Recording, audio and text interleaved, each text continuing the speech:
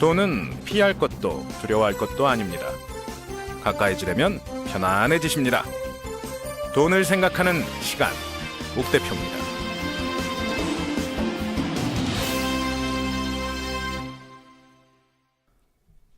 안녕하십니까. 돈을 생각하는 시간, 옥 대표입니다. 오늘은 금융기관 은행 다음으로 증권사에 대해 말씀드리는 시간을 갖도록 하겠습니다. 증권사는 도대체 뭐 해먹고 살까요? 은행은 돈이 필요한 사람한테 돈을 빌려주고 그 이자를 받고, 그리고 거기에 필요한 돈을 만들기 위해서 사람들에게 이자를 나눠주고 하는 그 차액을 가지고 돈을 번다고 말씀을 드린 바 있습니다. 물론 은행의 수수료 수입을 보자면 그 꼭 대출 금리와 대출 이자만이 아니라 계좌 이체 수수료 뭐 이런 것들도 많이 받죠. 예전에 비하면 그게 이제 많이 줄어들었다. 뭐 급여 통장을 잘 만들면 계좌 이체 수수료 같은 거 안 받는다. 뭐 이런 얘기들이 나오는데, 푼돈이라 안 받는다 그런 게 아니고요. 그게 상당한 수입이기도 한데 서로의 경쟁력 때문에, 그러니까 다른 은행에 가 있는 손님을 끌어들이기 위해서 계좌 이체 수수료 같은 걸 안 받겠습니다라고 혜택을 주는 겁니다. 자, 비슷합니다. 그럼 증권사는 뭐 해 먹고 살까요? 증권사는 증권 거래를 만들어냅니다.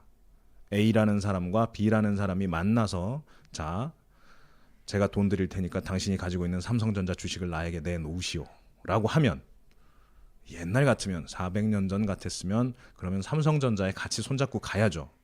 자, 오늘부로 이 사람이 가지고 있던 주식은 나한테 넘어왔으니 니들이 기록해 라고 해야 됩니다. 근데 그게 세상이 좀 좋아져서 증권거래소라는 게 생기고, 그 증권거래소에서 그 거래의 기록을 남겨놓게 됩니다. 그런데 그 A라는 사람, B라는 사람이 매번 만나서 거래소를 가기가 힘들어요. 그래서 서로 에이전트, 브로커를 쓰게 되는 거죠. 내가 거래하는 증권사에게 야, 내 돈 가지고 삼성전자 주식 사는 걸로 하자 라고 하는 게 매수 사인을 보낸 겁니다. 사달라고 매수 주문을 넣은 거예요. 그러니까 증권사가 그래요, 그러시면 제가 삼성전자 주식을 팔 만한 사람을 알아보겠습니다 라고 알아보고 그걸 매칭을 시켜줍니다. 근데 옛날 같았으면 증권사가 자기 고객 중에서만 맞추려고 했어요. 그러니까 예를 들어 뭐 삼성증권이다, 대우증권이다, 이런 증권사에 뭐 이렇게 가는데 대우증권 고객 중에서 삼성 주식 파실 분 이렇게 나오고, 삼성 주식 사실 분 이렇게 해서 나오고, 이렇게 둘이 만나는 게 아니라 이제 증권사들끼리도 다 연결이 된 겁니다. 세상이 변하면서. 그래서 공통적으로 프로그램 하나를 띄워놓고 서로 얘기를 하는 거예요. 자, 우리 대우증권 고객님이 삼성 주식 사시겠답니다 라고 했더니, 어디죠? 삼성증권에서 저희 쪽에서 한 분 파시겠답니다 라고 해서 연결을 시켜준 거죠. 그러면서 이게 거래가 체결이 되면 브로커 피, 그러니까 수수료를 나눠 먹는 형태가 됩니다. 옛날엔 일이 정말 많았는데 지금은 점점 줄어들었어요. 그 말은 무슨 말이냐면 증권 거래 수수료가 점점 싸지고 있다는 이야기입니다. 옛날 같았어 봐요. 진짜 뭐 몇백 명, 몇천 명이 모인 데에서 서로 소리 질러 가면서 제가 연결시켜 드렸습니다, 나중에 저 수수료 주세요 약속하고 끝나고 좋네 안 좋네 싸우고 난리가 났을 것을 지금은 인터넷에다가 자연스럽게 창 하나, 프로그램 하나 띄워놓고 누구는 사고 누구는 팔고 거래가 이루어지면 자연스럽게 결제가 이루어지면서 약간의 수수료도 나가게 됩니다. 지금 현재 그 수수료가 그 아까 그런 계좌이체 수수료랑 비슷하게 또 공짜예요 뭐 이런 데들도 많이 있죠. 뭐 계좌 개설만 하시고 1년 이내 거래는 무료입니다, 뭐 얼마까지는 무료로 해드릴게요, 크리스마스 때까지는 안 받겠습니다, 뭐 이런 얘기들 나오는데 사실은 이런 거 다 받아야 되는 거고요. 왜 받아야 되냐면 기본적으로 거래가 일어날 때마다 증권거래소에 수수료를 줘야 하기 때문입니다. 그리고 또 재밌는 게요, 증권사가 방금 제가 이제 말씀드렸던 것처럼 뭐 A라는 사람이 무슨 주식을 사고 싶어 해서 누군가를 통해 다른 사람을 소개해가지고 B라는 사람의 주식을 사서 체결이 됐습니다라는 이러한 모든 내용을 기록을 남겨야 될 거 아니에요. 어딘가에 써야겠죠. 그래서 뭐 컴퓨터 프로그램으로 다 처리를 했다 손 치더라도 그게 어딘가에 결과물이 남아 있어야 되고 나중에 다 신고가 돼야 됩니다. 우리나라 같은 경우는 아직은 아니에요. 증권 뭐 주식을 샀다 파는데 이익이 났다고 해서 세금을 부여하지는 않습니다. 그러니까 거래에서 나오는 이익에 대해서는 세금을 내란 말을 안 해요. 외국은 합니다. 우리나라에서 주식 거래 세금을 매기는 경우에는 그런 거 있어요. 배당 수익 같은 건 종합소득으로 다시 인정을 해서 세금을 먹이게 됩니다. 그렇게 되면 이 사람이 현재 주인이다라는 걸 정리해 놓고 밝히고 기록해 놓는 그런 것들도 일을 하는 거죠. 그래서 증권거래소, 증권예탁원, 사무수탁회사 등등 증권사가 일을 하는데 필요한 몇몇 기관들에게도 수수료를 줘야 합니다. 그게 정확히는 잘 모르겠고요. 제가 이제 10년도 전에 증권사에 다닐 때를 보면 그때 증권사가 거래가 일어나면 최소한 다른 회사에 줘야 되는 수수료의 합계가 0.0135 정도였어요. 퍼센트입니다. 0.0135%. 지금 그래서 최저 수수료라고 하면서 제가 말했던 것과 비슷한 수수료를 받는 곳들이 있어요. 0.0145, 0.0140 뭐 이런 수수료를 받는 곳들이 있습니다. 거의 안 받겠다는 얘기를 하는 거죠. 근데 이런 데서 일어나는 수수료는 굳이 안 받겠습니다. 저희는 다른 데서 수익을 찾아볼랍니다 하는 데들이 생기는 거죠. 그래서 수수료에 약간씩 차이가 납니다. 그럼 예전에는 이 수수료가 얼마씩이었냐? 0.1%. 심지어는 1%의 수수료를 받는 곳도 있었습니다. 객장이라는 곳에 찾아와서 상담을 받고 그 추천해준 주식을 사고 하는 거래가 일어날 때는 수수료를 1%씩도 냈어요. 100만 원어치 주식을 사면서 이거 사게 해줘서 고마워 하고 10,000원 줬다는 거예요. 지금은요 100만 원짜리 사면 10,000원을 주는 게 아니라 1,000원을 주는 게 아니라 135원의 수수료만 주면 됩니다. 이게 그렇게 직접 찾아가서 누군가와 상담을 하고 사게 하면 1%를 줬을 때 그 당시에도 전화 주문이라는 게 가능했습니다. 증권사 대표번호에 전화를 해서 저는 누구라는 사람이고요. 제 계좌번호 몇 번이고요. 제 비밀번호 몇 번인데 어떤 주식 사겠습니다. 예, 알겠습니다. 처리해드리겠습니다. 라고 하면 수수료가 0.1%. 100만 원어치 사면 1,000원 정도를 수수료로 내야 했었던 때가 있었어요. 근데 지금은 135원, 200원 미만의 돈으로 웬만한 주식의 거래가 가능합니다. 100만 원을 냈을 때. 자, 이게 증권사의 핵심 먹거리였어요. 이게 예전에 그렇게 수수료가 10,000원에서 1,000원, 2,000원 이렇게 받아갈 때에 비하면 지금은 많이 줄어들었겠죠. 이렇게 줄어든 이유 중에 하나는 그런 것도 있습니다. 여러분들 잘 아시는 키움증권, 우리나라 온라인 증권사의 대표 회사죠. 여기가 온라인 회사의 대표라는 얘기가 무슨 말이냐면 예전에는 그러니까 이 키움증권을 제외하고 나머지 대부분의 증권사들은요 객장이라는 곳이 있습니다. 창구 직원이 있고 실제로 가서 방문할 수 있는 매장이 있어요. 근데 키움은 없습니다. 그렇게 되면서 키움이 내세웠던 게 우리는 다른 돈이 안 들고 시스템을 잘 만들어 놨으니 인터넷으로 보시고 싸게 거래하세요라고 이 수수료 전쟁을 시작을 한 곳이에요. 덕분에 수수료가 전 세계적으로도 유례 없이 낮은 수준까지 떨어져 있습니다. 예전에는 증권사 정말 돈 잘 벌 때가 있었죠. 그때 예를 들자면 이런 얘기가 있었어요. 지금도 그런 얘기를 많이 합니다. 데이 트레이더, 단타 거래 이런 얘기가 무슨 얘기냐면 빨리 사서 빨리 파는 거예요. 우리나라가 수수료가 워낙 싸니까 100만 원어치 주식 샀는데 5분 후에 봤더니 100만 1,000원이 됐어요. 그럼 사고 파는데 수수료 270원만 내면 나는 730원 먹습니다. 그렇죠? 그러면 그냥 100만 원에 샀다가 100만 1,000원에 팔기만 하면 바로 700원 버는 거예요. 이런 훌륭한 거래가 있나 하고 생겨난 게 단타 거래죠.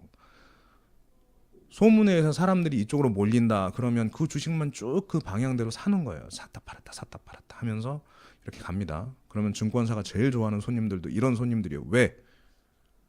거래를 많이 해주면 거래 수수료가 계속 생기니까. 샀다 팔았다 한 번 할 때마다 270원 정도를 버는데 이거를 하루에도 10번도 하고 100번도 하고 1000번도 하시는 양반들이 있었다는 거죠. 예전에.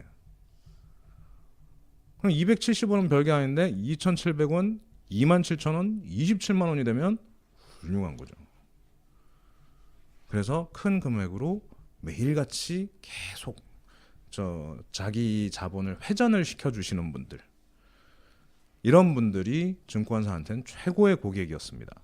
그래서 증권사에서 이런 분들에게 별도의 인터넷 전용선과 별도의 컴퓨터를 제공하기도 했어요.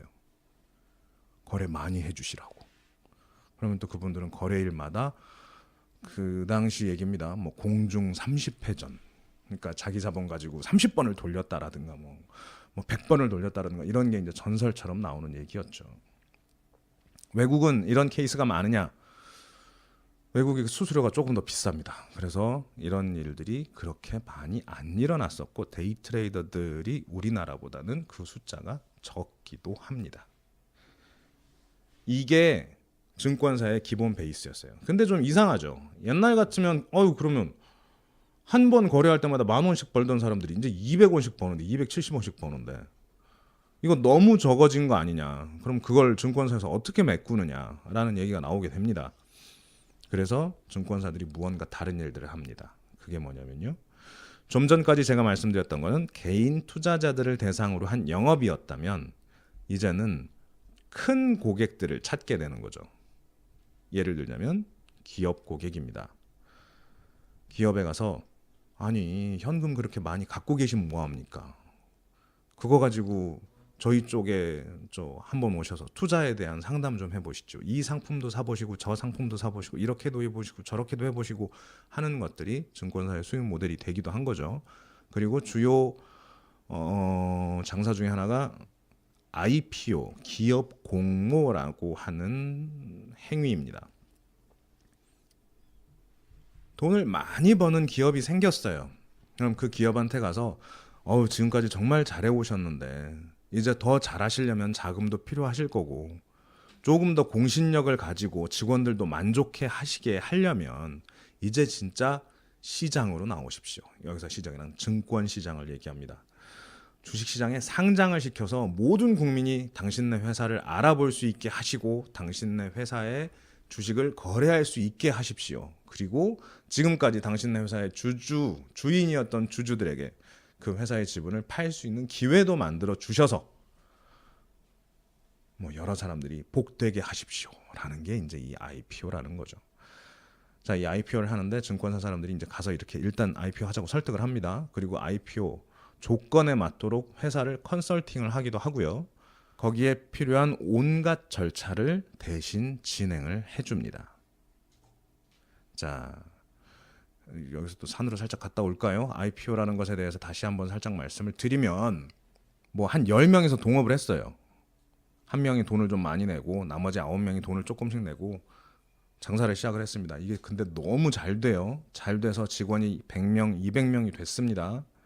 이제 다들 먹고 살 만큼 살고 회사도 매달 매년 이익이 조금씩 납니다. 몇십억씩 회사에 쌓이기 시작해요.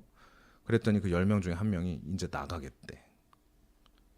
나 이제 이 돈 가지고 인생 편하게 은퇴하고 살래니까 이거 돈으로 바꿔줘, 이 주식이라고 얘기했더니 싸움이 납니다. 왜? 얼마인지 가격이 정해져 있질 않아요. 합의가 안 되는 거죠. 이게 그때그때 가격이 달라질 수도 있는 거고 파는 사람 기분에 따라 사는 사람 기분에 따라 다를 수도 있는 거고 다른 사람들도 알고 봤더니 다 주식으로만 갖고 있고 돈이 없을 수도 있습니다. 제일 많은 지분을 가지고 있던 사람이 나가겠다고 하면 더 큰일이겠죠. 이걸 도대체 얼마를 줘야 될지 애매합니다. 그런 상태가 되면 이런 상장이라는 걸 생각을 해보게 되는 거죠. 그런데 이 상장이라는 것 또한 그리 만만하지 않습니다. 좀 전 같은 경우를 봅시다. 자, 10명에서 만들었어요. 근데 한 명은 50%를 가지고 있고 나머지 9명이 나머지 주식들을 가지고 있습니다. 근데 이 회사가 1년에 100억씩 남아요. 이런 훌륭한 회사가 됐어요. 그럼 이거를 얼마를 쳐줄 것이냐라고 이야기를 해야 되는데 여기에 니들 10명만 가지고 가격을 측정하기는 너무 어렵다. 그리고 지금까지 이 일을 해온데 공을 들인 게 너희들 10명만의 몫은 아닐 것이다. 직원들에 대한 혜택도 필요할 것이다. 그 외에도 딱 그 10명만의 주식을 가지고 무언가를 평가하기는 어렵다. 다른 주인들도 더 만들어줘라 라든가 하는 것들이 필요합니다. 그리고 1년에 100억을 벌었다가 아니라 이 회사가 가지고 있는 인지도는 어떠하고 이 회사가 앞으로는 어떠할 것인지에 대한 판단도 필요합니다. 지금 그냥 딱 회사 없애버리자. 그리고 100억 가지고 나눠 가지자. 그럼 50%를 가진 내가 50억 가져갈게. 그렇게 되면요. 한 직원이 100명인데 그 100명의 직원은 어떡합니까? 다 문 닫고 가야 될까요? 이건 안 되죠. 그러면 이걸 누군가에게 팔려고 합니다. 야, 이거 내가 지분을 팔게. 이거 가지고 있으면 1년에 100억씩 번대. 야, 그거는 회사에 100억을 벌어주는 거지. 나한테 벌어주는 건 아니지 않느냐. 주주들한테는 그럼 얼마씩 배당을 해주는 거냐? 라고 또 물어볼 수 있겠죠. 배당은 한 20억 해주는 것 같아. 야, 그러면 이 회사 지분 절반을 사면 내가 배당액 20억 중에 10억 정도를 받는 셈이네. 그러면 내가 한 너한테 100억 주고 이 지분을 사서 매년 10억을 받는다고 하면 수익률 10%. 괜찮네. 이런 생각을 하게 되겠죠. 이게 주식에 대한 가치 판단입니다. 그런데 이 회사가 그 해에만 유난히 잘 됐을 수도 있어요. 내년이 되면 그렇게 안 될 수도 있고요. 앞으로 점점 안 되는 사업일 수도 있습니다. 아니면 내년이면 더 좋아질 수 있는 사업일 수도 있겠죠. 그런 가치 판단을 하는데도 여러 사람의 힘이 필요할 겁니다. 그래서 그 과정을 어떻게 거치냐면, 자, 일단 니네 회사 직원들도 우리 사주라는 걸 만들어 가지고 저 회사의 과실을 같이 나눌 수 있게 좀 주식을 분산을 좀 해봐. 두 번째, 니네들 지금 10명 정도 가지고는 이게 주주 구성이 돼 있다고 할 수 없어. 조금 더 거래가 많이 일어날 수 있도록 주식을 더 나눠줘. 그리고 새로 더 주식을 만들어. 그래서 회사를 좀 더 키워봐. 하는 식으로 여러 가지 과정을 거치게 됩니다. 근데 이런 걸 지금까지 그 회사 일만 해오시던 분들이 할 수 있을까요? 못하죠. 그럼 증권사에서 돕게 됩니다. 증권사에서 돕다 보니 이 회사가 정말로 좋아요. 그럼 증권사가 여기다 투자를 하기도 합니다. 그래서 나중에 돈을 벌기도 하고요. 이런 과정을 통해서 하나 컨설팅 해주고 상장을 시켜서 받는 수수료가 작게는 몇십억에서 크게는 몇백억을 받아가기도 합니다. 자, 100만 원 거래시켜서 270원 먹는 것보다는 훨씬 거창한 일이겠죠. 그리고 거래량을 늘리려고 하면 어떤 일들을 해야 되냐면 세상에 자꾸 뉴스를 만들어서 줘야 돼요. 자, 저희 증권사에서 거래 다 됩니다 라고만 할 게 아니라 저희 증권사 고객이 되시면 저희가 정보 드릴게요. 정보라고 하면서 우리 회사 애널리스트들이 연구한 결과에 따르면 이런 일은 이렇게 될 것 같고 저런 일은 저렇게 될 것 같습니다. 세계 경제는 이렇게 흘러가고 이걸 사면 이렇게 될 것 같습니다. 이런 식의 온갖 리포트들을 만들어냅니다. 이걸 빨리 보고 싶으시면 저희 고객이 되세요가 되겠죠. 그래서 이제 한쪽으로 사람이 몰리게 되는 거고, 사람이 몰리다 보면 예치금도 쌓이게 되는 거고, 회사도 힘을 가져가게 됩니다. 또 그렇게 힘을 가지게 되면 아까 말한 IPO를 하는 기업들을 더 많이 만날 수도 있을 것이고, 법인 고객들을 영업을 해서 다른 상품을 판매하기도 쉬워지겠죠. 그래서 증권사는 어쨌든 증권을 거래하게 만들므로써 거기에서 나오는 수수료를 먹고 사는데, 그게 개인의 거래일 수도 있고 법인의 거래일 수도 있고 어떤 회사를 상장시키는 과정일 수도 있습니다. 이런 일들을 하고 돈을 버는 곳이 증권사입니다. 다른 상품을 판매해서도 많이 벌어요. 은행하고도 비슷하죠. 은행에서 적금만 파는 게 아니라 은행에서 방카슈랑크라고 해서 보험도 팔고 펀드도 팔고 팝니다. 증권사도 마찬가지로 그런 제품을 팔아주면서 판매 수익을 먹기도 합니다.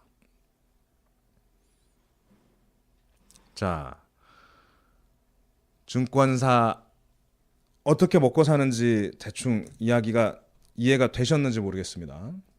일단 증권사는 이런 식으로 먹고 사는데요. 그렇게 되면 증권사 직원들은 뭘 해야 될까요? 라고 생각을 해보면 결국 첫 번째는 이런 일이 이루어지는 걸 개인들에게 안내를 하는 사람들, 브로커들, 일반 창구 직원들이 있을 수 있겠죠. 은행 창구 직원분들하고 비슷합니다. 이런 분들이 있고요. 그 위로 가면 여러 가지 실질적으로 자기 자본을, 그러니까 증권사가 지금까지 벌어놓은 돈을 직접 투자를 하고 굴리는 펀드 매니저들도 있을 거고요. 애널리스트 많이 들어보셨죠? 기업에 대해 연구를 하고 그걸 알려주는 애널리스트 분들이 있습니다. 애널리스트 분들이 모여서 일하는 곳을 리서치 센터라고 하죠. 근데 그 리서치 센터에 가보면 다 애널리스트냐? 조금 전문적으로 나누면 이코노미스트와 스트라테지스트도 있습니다. 이코노미스트는 기업을 보는 게 아니라 세계 경제를 봅니다. 뭐 원자재가 어쩌고, 뭐 영국 어떻고, 일본 어떻고, 환율이 어떻고 하는 조금 거시적인 면을 보시는 분들도 있고요. 스트라테지스트는 그러한 거시적인 변화에 따라 어떤 정책, 어떤 입장을 취하면 돈을 벌 수 있는지에 대해서 따로 연구하시는 분들도 계십니다. 그리고 개별 기업을 연구하는 애널리스트들도 있습니다. 이런 분들이 이제 일하시는 곳이 리서치 센터가 있을 거고요. 그것 말고도 은행처럼 PB를 운용하기도 합니다. 프라이빗 뱅커들은 어쨌든 프라이빗한 분들이에요. 프라이빗한 분들을 찾아가서 프라이빗한 상품을 만들어서 프라이빗하게 파는 거죠. 근데 이런 분들이 왜 은행에도 있고 증권사에도 있냐면 은행에 계시는 분들이 전문성을 가지고, 그러니까 은행에 입사해서 한 10여 년 동안 은행 일을 하면서 배우고 전문성을 가진 사람들이 프라이빗하게 파는 은행 전문 프라이빗 뱅커가 있다면 증권사에서 이제 증권 상품을, 주식 상품을 더 잘 이해하고 그걸 많이 파는 그런 분들이 또 계시겠죠. 또 그런 라이센스가 생기다 보니까 지금은 PB 분들도 뭐 주식 상품만 파는 게 아니라 세무 상담을 하든 부동산 투자 상담을 하든 심지어 인생 상담을 하든 하시는 분들이 이제 점점 영역을 넓혀가고 있는 것도 사실입니다. 그래서 심지어 이 프라이빗 뱅커 분들이 그런 소문들도 있어요. 뭐 중매도 서준다는 얘기도 있고, 뭐 자녀 교육도 뭐 신경 써주신다는 얘기도 있고, 젊은 부자들끼리 모아서 골프치기 해준다는 얘기도 있고 한데, 뭐 이런 분들이 이제 은행에도 있고 증권사에도 있습니다. 그분들 이제 각자의 영업 형태에 따라서 이제 뭐 조금씩 특화된 역량들을 보여주고 계신 거죠. 그런 분들 만나뵐 수 있는 기회가 있었으면 좋겠습니다. 자, 이게 증권사가 하고 있는 일입니다. 증권사가 하고 있는 일 제가 몇 가지 말씀을 드리는데 잘 이해가 안 되셨을 수도 있고요. 아니면 이 일은 그럼 증권사에서 안 하나요 하는 일들도 있을 수 있습니다. 예를 들면 펀드를 만들고 굴리는 거는 증권사에서 하는 게 아닌가요? ELS 상품 같은 건 증권사에서 만드는 게 아닌가요? 만드는 거 아닙니다. 투자 자문이라는 부분도 증권사도 하지만 투자 자문을 업으로 하는 투자 자문사도 실제로 존재하고요. 자산 이런 펀드를 만들고 운용하는 일을 전문적으로 하는 자산 운용사라는 것도 따로 있습니다. 금융회사에 보면요, 여의도에 가보시면 뭐 신한증권 빌딩 이렇게 있는데 그 안에 가보면 신한 무슨 회사 우리 투자증권 건물인데 가보면 무슨 생명보험부터 시작해서 온갖 자산운용 기타 작은 금융회사들까지 다양하게 있습니다. 심지어 주변 친구분들 중에 보시면 분명히 어디 증권사로 취직했다는 것 같은데 나중에 명함 받아보면 앞에는 똑같은데 뒤에는 조금 이상한 이름을 가진 곳들도 있죠. 미래에셋 시험 봐서 들어갔어 라고 했더니 그러면 미래에셋 증권가인 줄 알았더니 미래에셋 자산운용에 가 있기도 하고, 이런 이제 약간씩의 변화들이 있습니다. 각각의 곳들이 하는 일이 조금씩 다릅니다. 그냥 판매를 하고 그거에 맞춰서 투자를 권유하고 하는 행위들이 약간 불법적인 면이 생기기도 해요. 그래서 일부러 분리시켜 놓은 그런 케이스도 있습니다. 여기서 불법적인 면이라고 이제 말씀을 드린 이유가 예를 들면 그런 거죠. 예를 들어서 A라는 자산운용사가 B라는 회사를 막 띄우고 싶은 거예요. 자기들이 투자를 해놨어. 그래서 또 A 회사의 계열 다른 금융회사 아니면 다른 투자회사 같은 곳에 B라는 회사 주식을 다 사라고 소문을 내기도 하고 기자들, 언론사들, 온갖 투자 관련 커뮤니티에 B라는 회사가 좋다고 막 한꺼번에 올리다가 자기들이 먼저 쏙 빠져버립니다. 이거 나쁜 짓이잖아요. 이게 한 회사면 옆 사무실이면 더 빈번하게 일어나잖아요. 그래서 일명 차이니스 월이라는 제도라는 걸 만들게 됩니다.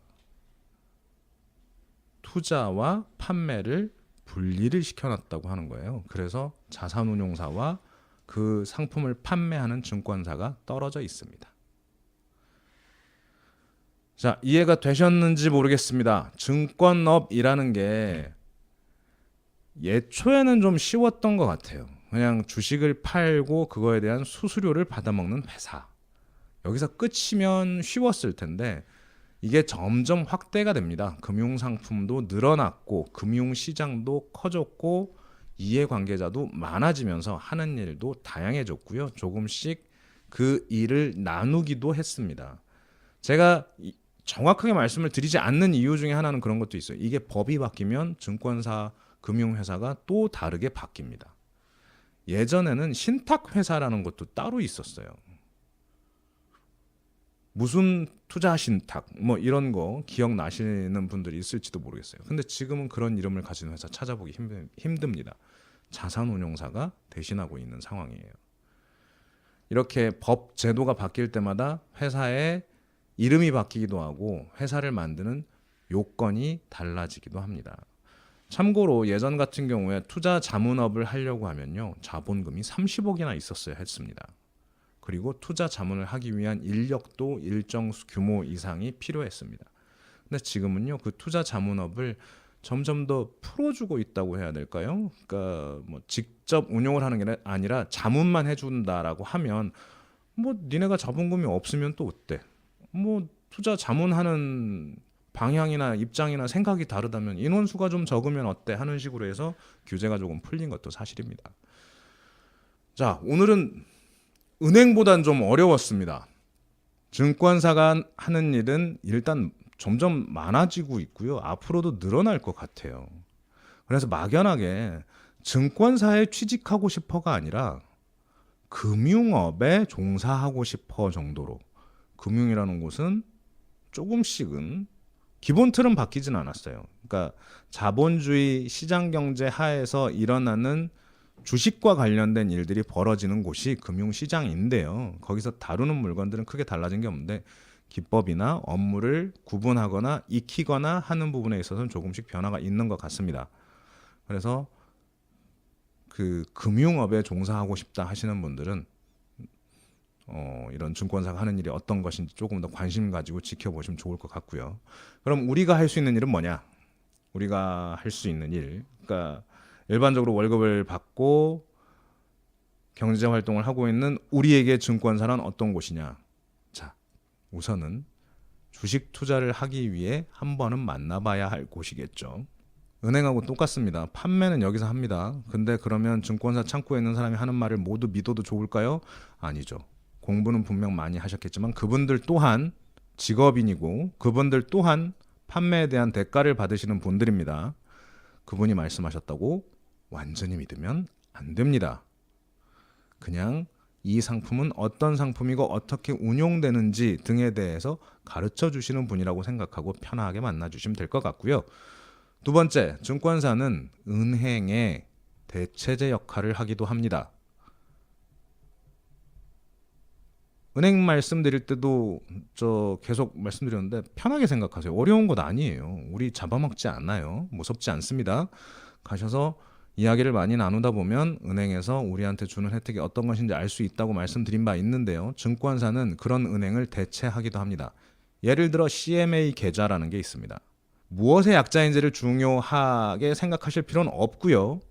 여기는 은행하고 똑같은데 이자를 조금 더 준댄다 라고 생각하시면 돼요. 예전에는 은행보단 불편하다였는데 지금은 은행 계좌나 CMA 계좌나 비슷한 형태로 쓸 수도 있습니다. 그래서 오히려 은행보다 CMA 계좌에 월급을 직접 입금하시는 분들이 생겨나기도 했죠. 그런 증권사의 공격 때문에 은행도 버티지 못하고 급여 통장의 혜택을 높였던 것 또한 사실입니다. 은행과 증권이 싸우면 그 이득은 우리한테 떨어지게 됩니다. 해서 그런 것들도 한 번씩 지켜보시면 될 것 같고요. 그리고 일단 증권사는 어쨌든 판매사의 역할을 가장 크게 합니다. 그래서 어떤 물건들이 나왔는지 알려주는 그런 역할을 하고 있어요. 그럼 어떤 증권사를 택할 것인가? 지난번에 은행 말씀드릴 땐 그런 말씀드렸어요. 은행은 대부분 어렸을 때 만난 은행에 그냥 매여서 가게 된다라고 말씀드린 적이 있습니다. 증권사도 사실 그런 기운이 없잖아 있습니다. 정말 죄송한 말씀이지만 지금 이 방송을 듣고 계시는 분들 중에 증권사를 안 가보신 분들도 엄청 많으실 거예요. 굳이 앞으로도 내가 무슨 갈 일이 있겠나 싶으신 분들도 많이 있을 수 있습니다. 하지만요, 마찬가지로 알면 편해집니다. 그리고 증권사는 우리가 가봐야 할 곳인데 안 가고 있는 곳입니다. 그 설명 다음 시간에 계속해서 드릴 수 있도록 하겠습니다. 증권사를 왜 가야 하는지, 우리는 평소에 증권사에서 취급하는 상품과 어떤 인연을 맺고 사는지 등에 대해서 간략하게 다음 시간에 설명을 해드릴게요. 자, 오늘 증권사에 대한 말씀 나눠봤습니다. 이게 오늘은 좀 재미가 없으셨을 거예요. 왜냐하면 안 가봤으니까. 증권사 뭐 몇 번이나 가보셨겠어요. 저도 많이 안 갑니다. 인터넷으로 웬만한 것 뭐 증권 주식 거래를 한다고 해도 인터넷으로 좀 하고 말지 굳이 또 뭐 거기 증권사를 또 찾아가요. 은행 가기도 힘든데. 그런데요, 계속 말씀드리지만 돈은 알려고 하면 할수록 편해지는 물건이라서요. 너무 무섭게만, 두렵게만, 어렵게만 생각하지 마시고 좀 편안한 마음으로 시간 들어주셨으면 좋겠습니다. 저도 죄송합니다. 오늘은 별 재미가 없었던 것 같아요. 다음 시간에 뵙겠습니다. 다음 시간엔 조금 더 쉬운 이야기로 찾아뵙겠습니다. 오늘은 증권사 편이었습니다. 감사합니다.